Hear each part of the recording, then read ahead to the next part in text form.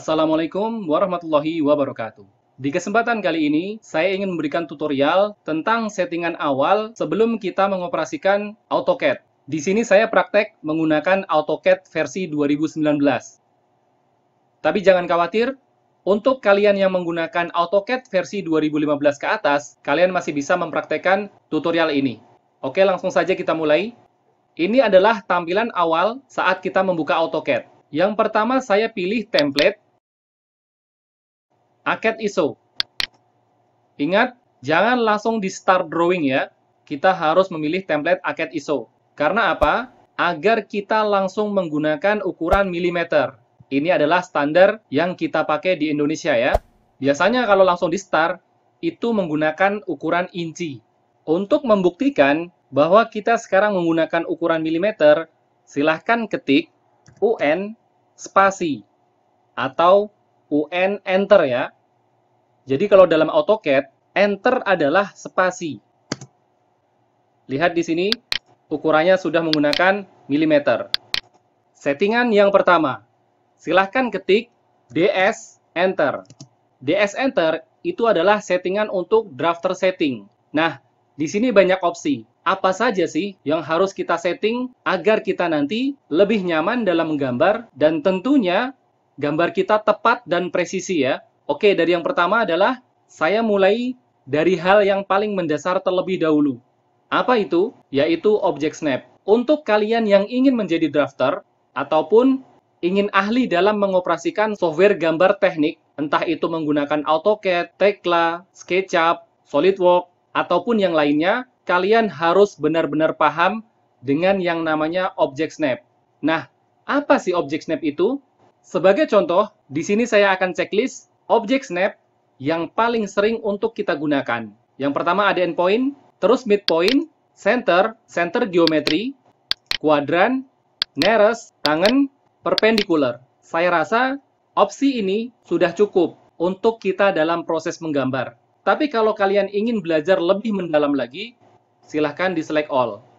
Agar apa? Agar nanti kalian tahu apa fungsinya dari semua Object Snap yang ada di dalam sini. Selanjutnya kita oke. Definisi sederhana dari Object Snap adalah titik bantu atau titik tangkap untuk kita membuat gambar.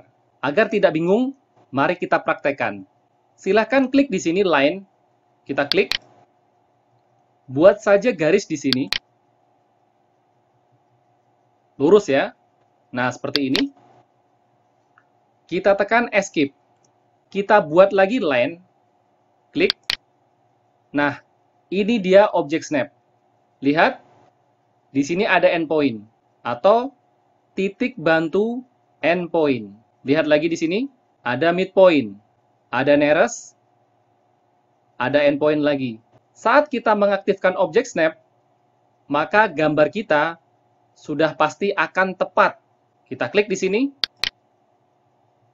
Nah, lihat. Kita escape. Coba kalian bayangkan apabila kalian tidak bisa mengaktifkan settingan Object Snap endpoint. Apakah kalian yakin bisa membuat gambar seperti ini? Oke, kita buat contoh lain. Di sini ada lingkaran, kita klik, kita buat di sini. Terus kita buat lagi lingkaran. Dengan menggunakan titik bantu atau Object Snap center point, kita klik.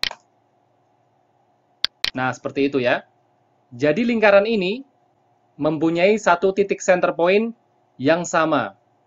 Bisa dimengerti ya tentang fungsi dari Object Snap. Kita escape. Settingan yang selanjutnya masih di drafter setting. Kita ketik DS, enter. Kita menuju ke dynamic input. Di sini kita unchecklist. Menurut pengalaman saya, saat ini kita unchecklist, performa komputer kita akan menjadi lebih ringan. Selanjutnya, quick properties. Terkadang di sini defaultnya di checklist dan harusnya di sini unchecklist saja ya. Saya akan coba checklist di sini. Oke, lihat. Saat kita seleksi objek, maka di sini akan langsung muncul keterangan. Dan ini mengganggu sekali nanti saat kita melakukan proses menggambar. Maka dari itu, Di sini harus kita hilangkan. Terus kita oke. Belum cukup sampai di sini, settingan selanjutnya adalah option. Caranya, kita ketik OP, enter. Di sini semakin banyak ya. Yang pertama ada color. Ini adalah untuk mengganti background pada layar kalian.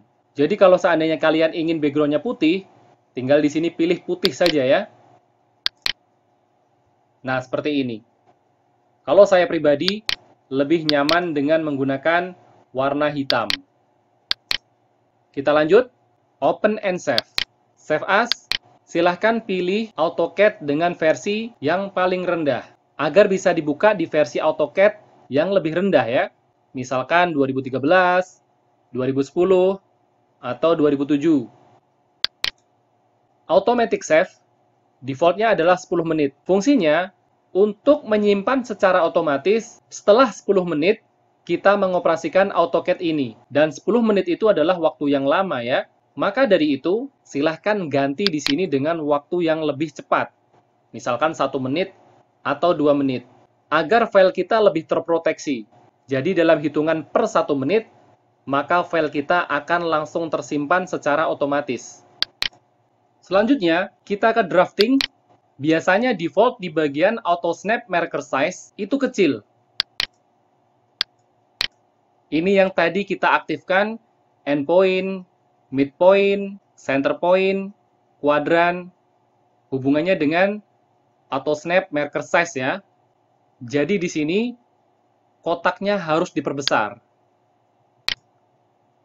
Agar jarak tangkapnya itu lebih luas. Apalagi saat nanti kita aktifkan di bagian magnet. Jadi performa menggambar kita akan lebih cepat nanti. Karena sudah dibantu dengan Auto Snap Marker Size. Kita apply. Yang terakhir ada di bagian selection. Pick box size itu adalah jangkauan untuk kita menseleksi objek. Dan ini biasanya defaultnya juga kecil. Kita akan buktikan perbedaan dari pick box size yang kecil dan yang besar. Yang pertama kecil ya. Kita apply. Oke. Lihat, saat saya ingin menseleksi objek ini, misalkan garis, saya harus menempelkan kotak pick box size ini kepada objek yang ingin kita seleksi. Nah, seperti ini ya. Dan ini nanti akan sangat melelahkan mata kita. Karena gambar kita nanti tidak sederhana seperti ini ya. Gambar kita nanti akan rumit. Banyak nanti. Sekarang kita buktikan dengan pick box size yang lebih besar. Kita ketik OP, enter. Ini kita perbesar. Apply, oke. Dan ini lebih mudah ya. Karena jangkauannya itu kotaknya lebih besar. Kalau tidak percaya, nanti silahkan dibuktikan. Satu lagi, untuk menghilangkan grid kotak-kotak yang ada di layar ini, silahkan ketik F7. Atau kalau yang tidak bisa, menggunakan Fn plus F7. Jadi itu tadi adalah tentang settingan awal AutoCAD sebelum kita melakukan proses membuat gambar. Cukup sampai di sini dulu video tutorial kita hari ini. Semoga video ini bermanfaat. Terima kasih.